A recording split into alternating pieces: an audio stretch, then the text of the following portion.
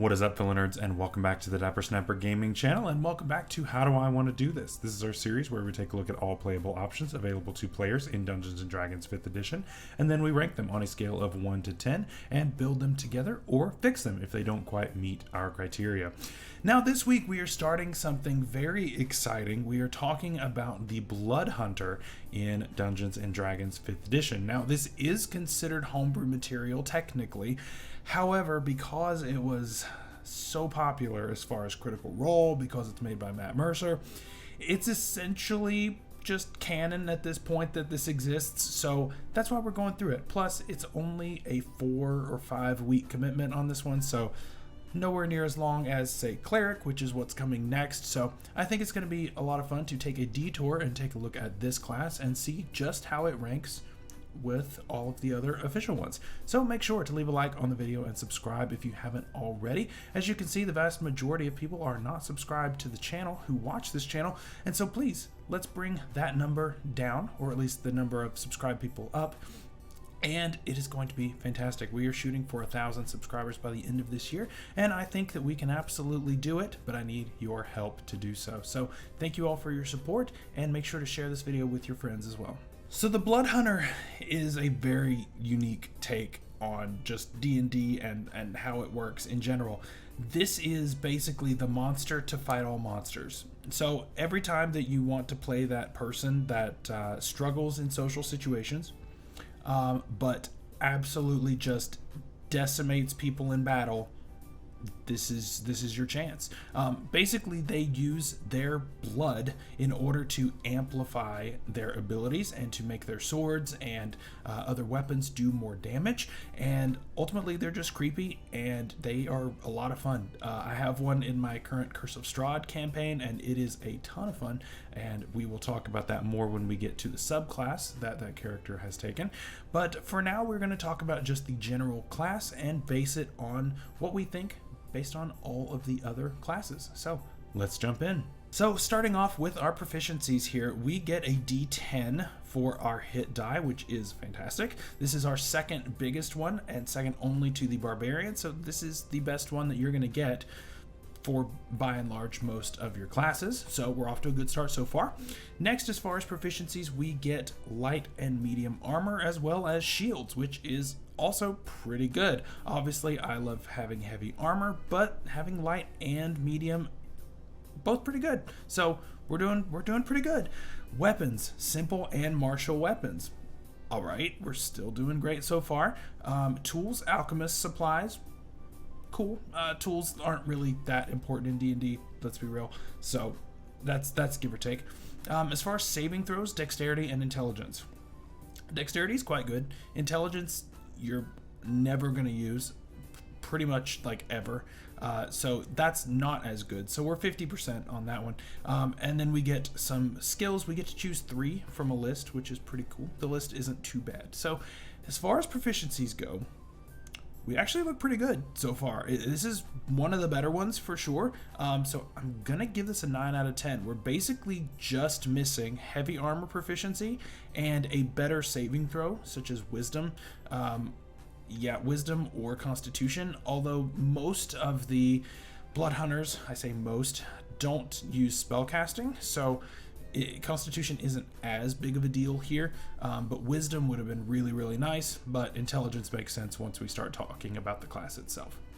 So let's kick this thing off. At first level, we get a couple of features here, and the first one is Hunter's Bane. Now, this feature is just your basic getting yourself off the ground here. And so what this does is it allows you to have advantage on survival checks to track your Fae, Fiends, and Undead, as well as intelligence checks to recall information about them. So this is really cool. You're very knowledgeable when it comes to these types of creatures. Obviously, this can be very campaign dependent if you're not dealing with Fae, Fiends, or Undead, which is going to be rare that you never deal with any of those 3. But yeah, if you are dealing with those, then you're going to be doing just fine. You will definitely feel useful. Of course, I said I have a Blood Hunter in Curse of Strahd. Tons of Undead. So, I mean, yeah, it comes up quite a bit. So it's really useful there. In other campaigns, it may be a little less useful, so that's a little bit more campaign specific. So it's all right. It's all right. It also is what empowers you to be able to use your magical abilities, and so it also places what your spell saving throw essentially DC is. It's called your Hemocraft save DC, which we will talk about more in just a second. As far as Hunter's Bane, the second part of this doesn't really make a difference because it's more tied to your Blood Maledict, which we'll talk about in just a minute. So the first half is really what I'm focusing on right now. So you get advantage on survival checks to track Fey Fiends or Undead, and you have advantage on the ability to recall information about those said creatures. Like I said, this is campaign dependent, so unfortunately I'm going to have to give this a 7 out of 10. These are common creatures. I will say you probably will run into them in every campaign, at least one or two. Certain campaigns this is going to be much higher, and certain campaigns this could be lower. So I feel like this is a pretty conservative number, but I think that it's pretty appropriate.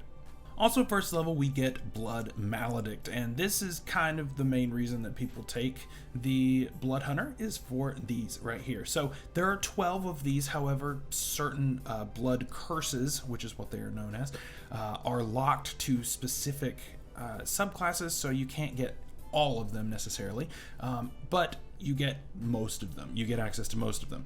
Now, I'm not going to go into a ton of detail on each of them. That will be a future ranking video, along with the infusions for the Artificer. We are going to be doing that, as well as your blood curses in the future, so be looking out for that.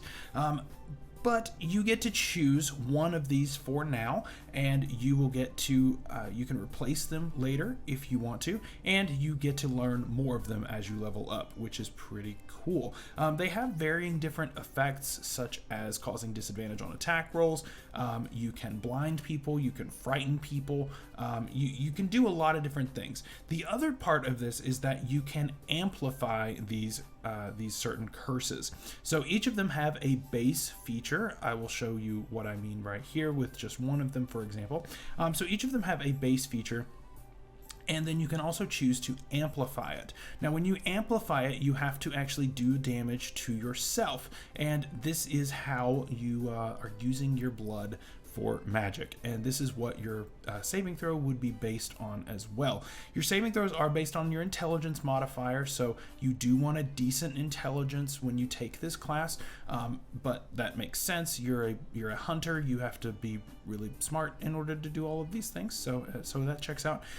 But so you're going to deal damage to yourself equal to your Hemocraft die, which is on your main chart for this class as far as what that is. These die also affect how much damage that you are going to deal extra when it comes to your Crimson Rites here coming up very soon, and so that is really, really cool as well. You can only use this once for now, but you can use it more as you level up. Overall, Blood Maledict is really, really cool, and it's really versatile. It's kind of like having little maneuvers, but they're, in my opinion, they're much more applicable. They're not nearly as situational, because you can just kind of do this whenever. You do get very few uses of them, but they come back on a short rest, so that's not too bad either. Overall, I'm going to give this a 9 out of 10. I think it's pretty cool. Each of the effects aren't super OP, but they can definitely turn the tides when it comes to a tough fight. As we saw in Critical Role, Mollymock didn't quite make the best use of them, at least enough to save him. Spoilers, but at this point, if you're calling spoilers on campaign 2, it's a little late. But yeah, this is really, really cool. I really like this feature. It scales pretty well, and you get a lot of really, really cool effects with this, so really awesome. All right, moving on to level 2, we get a fighting style here. Now, we don't get to choose from all the fighting styles. We only get to choose among 4 of them. So you have archery, dueling, great weapon fighting, and 2-weapon fighting. Now, one of the subclasses is pretty cool as far as 2-weapon fighting. Otherwise, I probably wouldn't go 2-weapon fighting. Just 2-weapon fighting isn't ever really as good as just taking one weapon. So just some advice there. But there is one subclass it's worth taking. We'll talk about that when we get to it. And then archery, dueling, and great weapon fighting. I've never actually run an archery or ranged blood hunter, but I feel like it could be pretty effective. I don't see why it wouldn't be. I think that'd be pretty neat. You will need a better dexterity obviously than your strength, but I think we can make that work. As far as dueling goes, dueling is always great. Just extra damage is pretty cool, and on average you're probably better off taking dueling than great weapon fighting. I'm not really the biggest fan of great weapon fighting, honestly, so we're basically down to two: archery and dueling. And so you either get a bonus to attack rolls or a bonus to damage rolls, depending on whether you are ranged or melee. Overall, I'm going to give this a 7. There are a lot of other options that are out there that are really, really good that you could definitely benefit from here. And unfortunately, we don't get them. So I can't really go any higher than that. Sorry. Also at level 2, we get our Crimson Rite, and this is the other main feature that comes with being a blood hunter. And so this allows us to actually add a little bit of extra damage onto our weapon attacks, and these are actually certain other types of damage. So you can choose to roll 1 Hemocraft die, again displayed on your main chart here, and you will deal that much damage to yourself. In exchange, you now deal an extra, for now, D4 of damage. It's equal to whatever your Hemocraft die is on each attack until you take a rest or stop touching your weapon, which is pretty cool. So it lasts a long time, and ultimately it's worth it. A lot of people have debated as to whether or not the damage that you're dealing to yourself is worth the damage that you're dealing out, and the answer is yes. The damage is pretty much almost always worth it, just because it's a small amount of damage to yourself for over the course of a battle can be a quite large amount of damage over time. So I definitely think that it's worth it. Definitely use this feature. It's pretty cool. So you get several options here. So for right now, you choose one from the primal rites. And so those are fire, cold, and lightning. You can have one of those, and that can light up your weapon. So most of the time, these are swords, and so your sword catches on fire, or is super freezy, or it goes boom, which is pretty cool. And then later you can also get esoteric ones, which are necrotic, psychic, and thunder. So those are also really, really nice. Those are obviously usually better damage types overall in most situations. Definitely less resisted than fire, cold, and lightning. So either way, it's really cool. It's a great way to bump your damage up, and it scales really well along with everything that's going on.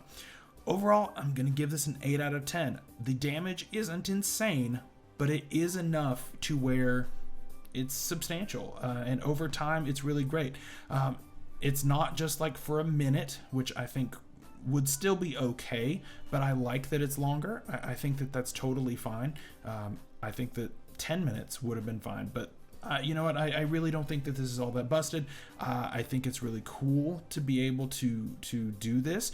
You get additional ones as you go on, so eventually you will learn another primal rite later at level 7. You'll get an esoteric at level 14, which is pretty great. And so you're gonna basically get a lot of really, really cool things as you go along. So I think you guys will really enjoy that. I think it's awesome. 4th level, of course, just like everybody else, we get ability score improvements or feats here. Nothing big to talk about there. And then at level 5, we get extra attack. Extra attack, of course, always being a 10 out of 10. There's never a downside to this. Also, your Hemocraft die does bump up to a D6 at this point, which is pretty great. So you have the chance of dealing a little bit more damage to yourself, but you are now dealing, on average, more damage to your opponent as well, which is really, really cool. At 6th level, you get Brand of Castigation, and this is a pretty interesting feature as well. So part of an attack, you can use your free action, essentially, it doesn't take an action at all, to brand a enemy, which is interesting.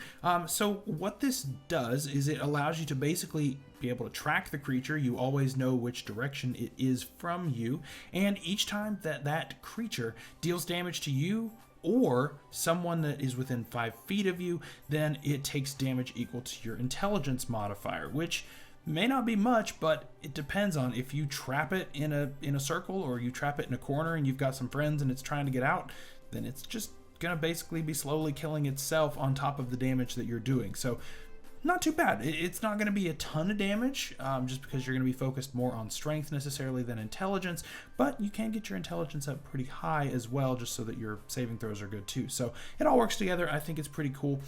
It lasts as long as you can let it. Now it can be taken away by dispel magic, so be careful with that.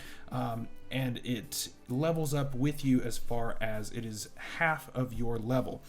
Now it does not say if it rounds up or down. I'm going to assume that it rounds down just to be safe. So by level 18, it's considered a 9th level spell, which is interesting. Again, most people aren't going to ever get that far. But if you do, then cool. You've got a 9th level spell that if somebody tries to dispel it, great. But also at that point, if you're taking 5 damage for attacking you, they'll probably just shrug that off. I don't think the Tarrasque really cares about that. You get to do this once per short or long rest, which is great. I personally don't think that this is like all that crazy. I like it more for the tracking aspect than I do for the damage aspect personally. So I'm going to give this a 6 out of 10. I think that it's okay, but I don't think it's insane. It's not my favorite thing. At 6th level, just for the terms of scaling goes, you do get a second use of your Blood Maledict here, as per rest anyway, and you also get a second Blood Curse at this point as well, just as a reminder.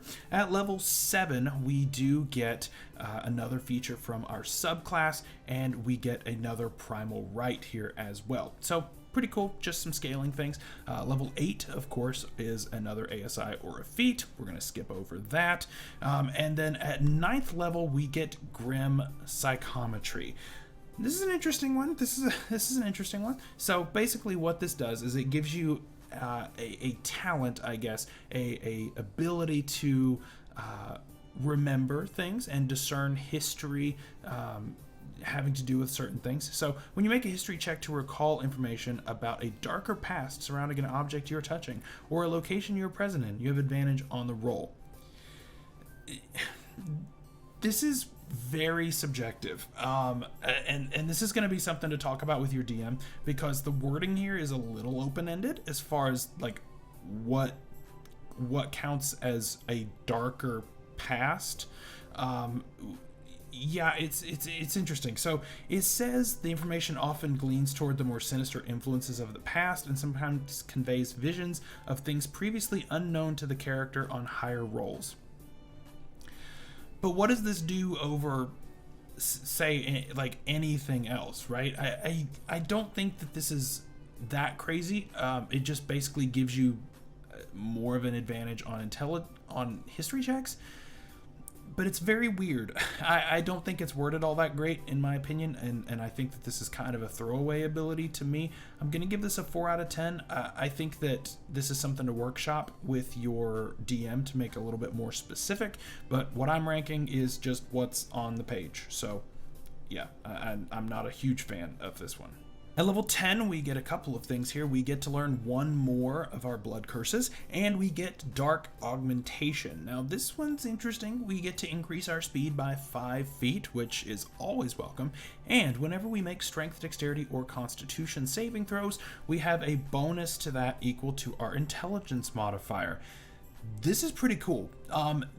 Basically, you're going to always do well on dexterity saves.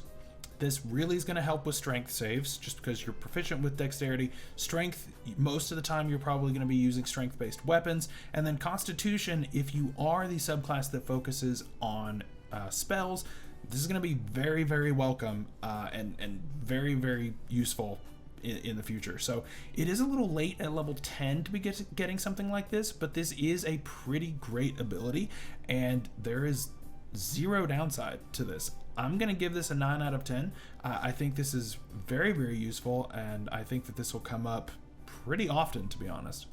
At level 11, our Hemocraft die goes up to a D8, And we get another subclass feature at this point. At level 12, we get another ASI or a feat, which is cool. And then at level 13, we get our Blood Maledict 3 times per rest, and we also get our brand of Tethering. So we were able to brand of Castigation at level 6, and now we get another type of brand here. So at 13th level, the psychic damage that we deal is now twice our intelligence modifier, so that definitely makes it a lot more useful, dealing now probably 8 to 10 rather than 4 to 5, so that's pretty cool.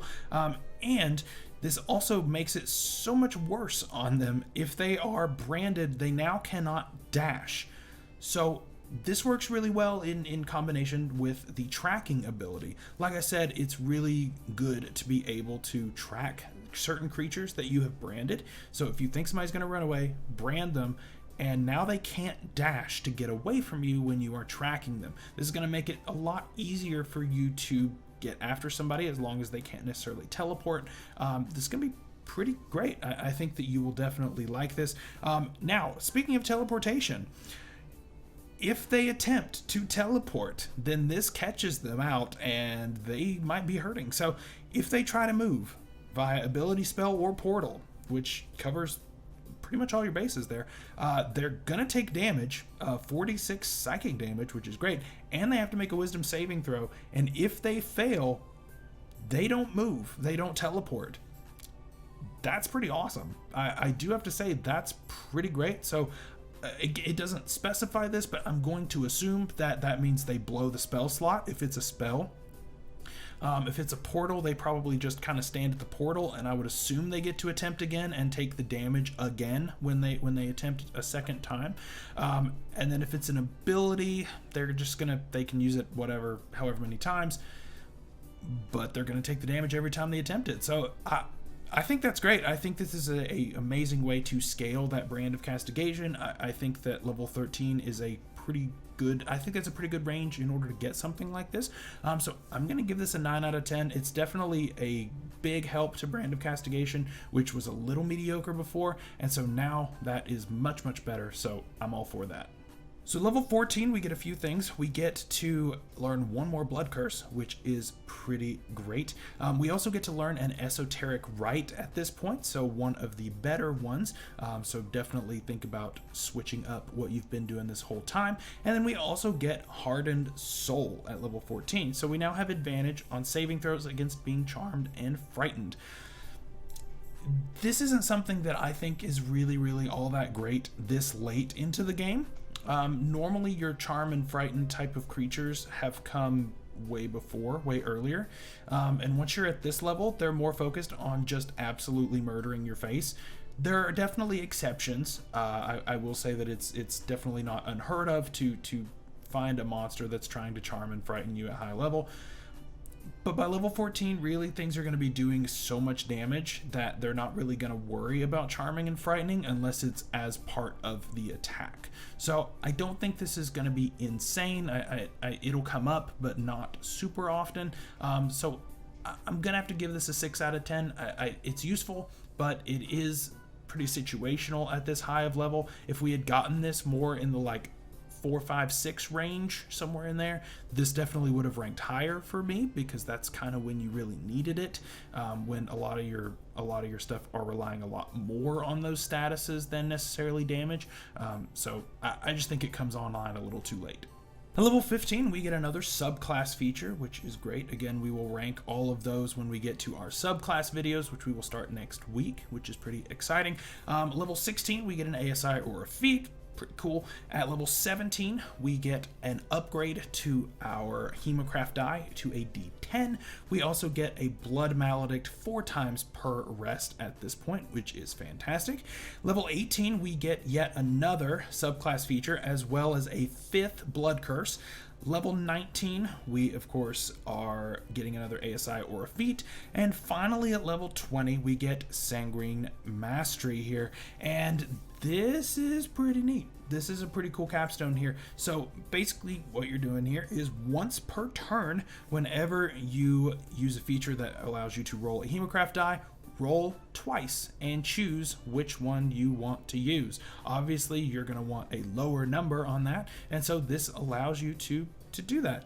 So now it is once per turn whenever a feature requires you to roll a Hemocraft die. So yeah, this is pretty neat. So technically then you can use this to either do more damage to your weapon or do less damage to yourself, but you only get one or the other. You don't get both. So be careful with that. And in addition, whenever you crit, you actually get one use of your Blood Maledict back. That's pretty great. Another reason to try to make sure that you are attacking with advantage, which you can harbor pretty well. Or if you've got a friend who can constantly be knocking people prone, that's pretty cool. Although at level 20, how many creatures are immune to being prone? A lot. So you're just gonna have to try to gain advantage some other way. But yeah, if you score a crit, yeah, that's pretty great. That's pretty awesome. So as far as ranking this would go, as far as a capstone goes, it's pretty good. It closes up some holes in your abilities. Is it straight up busted? No, not by any means. There are definitely better. Ones. So I'm gonna give this a 7 out of 10. I could definitely see a argument for an 8, but I really don't think it could be any higher. I think by and large that's about where it's going to land. Because I mean, let's be real. A roll of a D10, as far as dealing a little bit of extra damage or dealing a little bit less damage to yourself, probably isn't going to make a huge difference in the grand scheme at level 20. It might, but it's probably rare, unless you're in a super specific situation where, you know, if you had rolled a 6 rather than an 8 on your die that you did to yourself, and, you know, they do 2 extra damage or 3 extra damage to you, where if you had those 2, you'd have survived. That could happen, but how often is the math going to work out that way? Probably not all the time, so I wouldn't necessarily rely on it that way. Getting back a Blood Maledict feature is definitely more what is driving this ranking, but yeah, I don't think that you're going to use the first half of it nearly as much. So, final verdict on the Blood Hunter. So let's take a look at let's just talk through all of this. First of all, most of these things seem to lend themselves to melee combat. However, being ranged offers a very interesting option here, and you can do either or. When it comes to multi-classing, as long as your strength or your dexterity is above 13, as well as your intelligence, then you can multi-class here. So that basically tells you that you can be either melee or ranged. I personally like the melee version, but ranged isn't necessarily bad, I wouldn't say. I think that it's definitely something to look into. Especially, you know, if something's running off into the woods, you fire your crossbow and then you can brand them that way and track them. So that could be useful. I don't think that the ranged option is necessarily a bad idea. And besides, you could then shoot like arrows that do extra psychic damage, so you can hurt people's feelings when you shoot them, as well as, you know, hurt them physically. That's a cool thing. That's pretty neat. But overall, you get to do some extra damage, and you get some really cool secondary effects with your blood curses, which I think nearly all of them are pretty useful. There are a few that I have no interest in, and definitely I would say that you get so many subclass features from each of the 4 subclasses that it really relies on your subclass for a lot of your power. So the base class isn't necessarily super busted. It relies a lot on the subclasses. So because you get so many features here, you get a feature at level 3, you get a feature at level 7, you get a feature at level 11, you get a feature at level 15, you get a feature at level 18. That's a lot. And so obviously you're going to be relying a lot on those subclass features for your power, and as far as like what you can specifically do. So that's why the ranking for this isn't going to be nearly as high, is because it ranks based on just this. We're not able to rank it based on the subclasses because those are going to vary in power. So as far as the base class goes, you've got some flexibility, you've got some really cool stuff, but does it beat out something with, say, does it beat out the Barbarian? We've already talked about the Barbarian here. We've talked about the Bard. Does it beat out the Bard? Not even close. It doesn't. Does it beat out the Barbarian? I don't think so. I think the Barbarian overall does a lot more as far as just being able to push through battle and just destroy everything. Getting resistance to everything through rage is always really good. And I will say, again, we do have a subclass that has some Barbarian-esque features to it. So you've got a subclass that kind of helps patch that up. But we can't really talk about that here in this video. So what do we rank this thing? I'm honestly going to have to give this a 6, just as it is.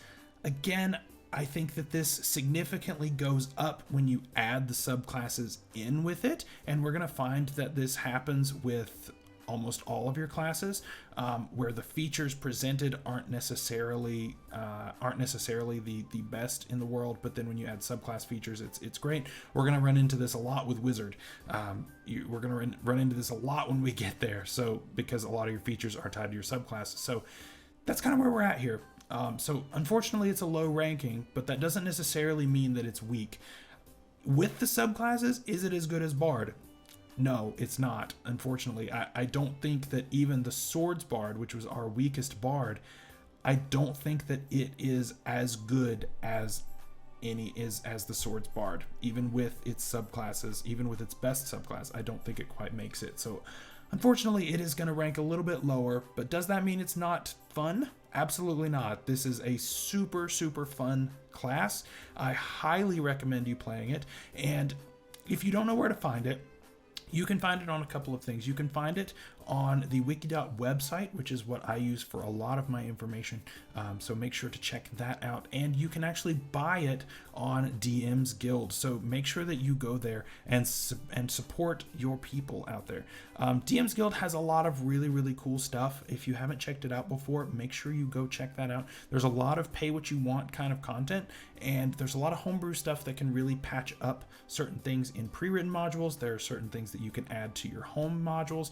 There's a lot of really cool stuff, so make sure you check that out. And if you want to try the Blood Hunter out, go ahead and drop some money for Matt Mercer. He worked really hard on this, and so support your local artists. So that is our ranking. We are going to move on to the subclasses starting next week, and we are going to have a great time with that. Until then, I hope you have a great week. I hope you stay safe out there, stay healthy, and we will see you later. Bye-bye.